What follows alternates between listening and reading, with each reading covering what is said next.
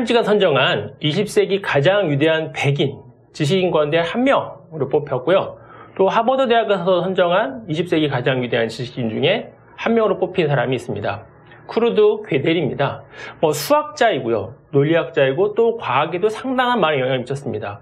이 괴델은 수학뿐만이 아니라 여러 다른 학문에도 엄청난 영향을 미쳤습니다.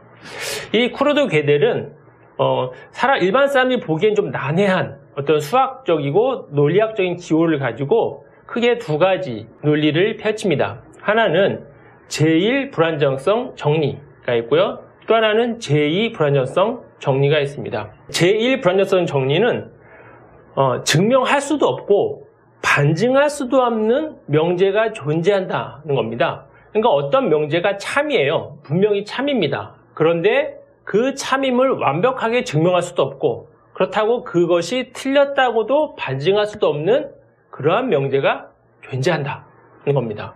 이게 말 들어도 좀 이해하기 어렵습니다. 이거는 원래 이제 수학과 논리학에서 하는 이야기입니다. 근데 이제 그것을 왜냐면 쿠르드 괴델이 또 신실한 신앙인이었기 때문에 그 논리를 신학으로 가져오게 되면 어떤 존재, 그러니까 신이라고 하면 그 신이 있을 때 그 신이 없다고 증명하거나 또는 완벽하게 있다라고 증명할 수 없다는 겁니다. 이게 어떤 의미냐면 우리는 보통 네가 신이 있음을 증명해봐라 라고 얘기를 하죠. 근데 사람들이 아무리 신에 대해서 증명하려고 해도 다 거긴 약점이 있을 수밖에 없습니다. 단점이 분명히 보입니다. 그러면 신을 완벽히 있음을 증명하지 못하니까 그러면 신은 존재하지 않는다라고 말할 수 있겠느냐는 건데요. 이 괴델의 제2 불안정성 정리에 따르면 그럴 수 없다는 거예요. 그거 좀 이상하잖아요. 근데 이 괴델의 정리를 수많은 학자들이 다 인정을 하고 그걸 가지고 여러 분야에서 다 응용을 해서 쓰고 있습니다.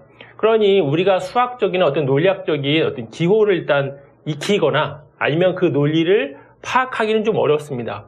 하지만 이 괴델이 워낙 그 대단한 제1 불안정성 정리와 제2 불안정성 정리를 했기 때문에 이제 그것에 비춰서 우리도 그것을 이제 응용할 뿐이죠. 제2 불안정성 정리가 있습니다. 이것을 좀 읽어드리면요. 임의의 재규적 형식 시스템이 무모순일 때 그 시스템은 무모순성을 증명할 수 없다.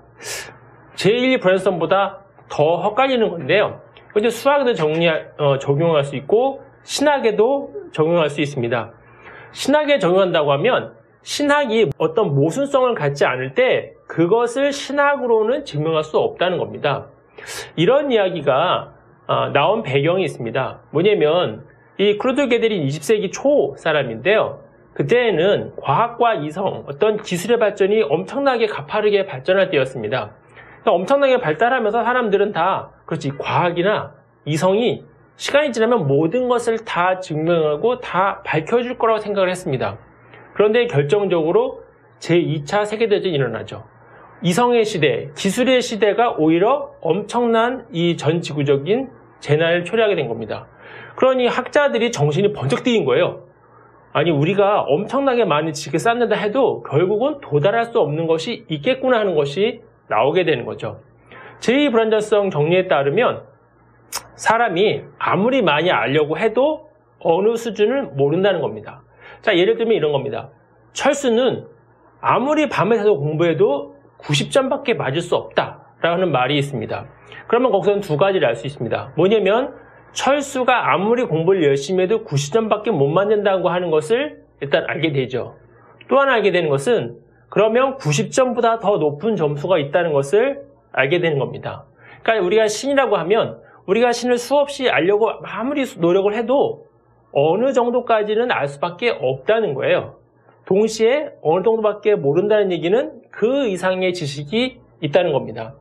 사람이 신을 수없이 설명하고 수없이 연구해도 어차피 도달할 수가 없다는 겁니다.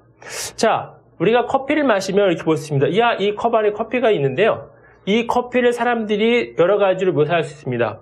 맛이 쓰다, 달다, 매력적이다, 검은색이다, 향기가 좋다, 수없이 말할 수 있습니다. 그런데 그런 평가를 다 합친다 해도 그것이 커피가 갖고 있는 모든 특성을 다 묘사하거나 설명할 수는 없습니다. 하물며 신이라고 하는 존재를 사람들이 수없이 연구하고 수없이 속성이 이렇다, 존재가 이렇다 이야기를 한다 해도 신에 대해서 완벽하게 알 수는 없다는 겁니다. 괴델의 이 논리는 괴델 이전의 논리학과 괴델 이후의 논리학으로 나눌 정도로 20세기에 엄청난 영향을 많이 줬습니다. 한번 시간이 되시면 이 괴델의 불안성 정리를 한번 인터넷에서 찾아보시면 좋을 것 같습니다. 단순하긴 하지만 복잡한 그런 이런 수식으로 되어 있는데요. 그 설명을 한번 보시면서 괴델이 얼마나 위대한 학자였으며 또 그 괴델이 자신의 그 이론과 또 지식을 가지고 신에 대해서 얼마나 많이 고민했으며 연구했는지를 살펴보는 것도 아주 즐거운 지식의 여정이 될 것입니다. 감사합니다.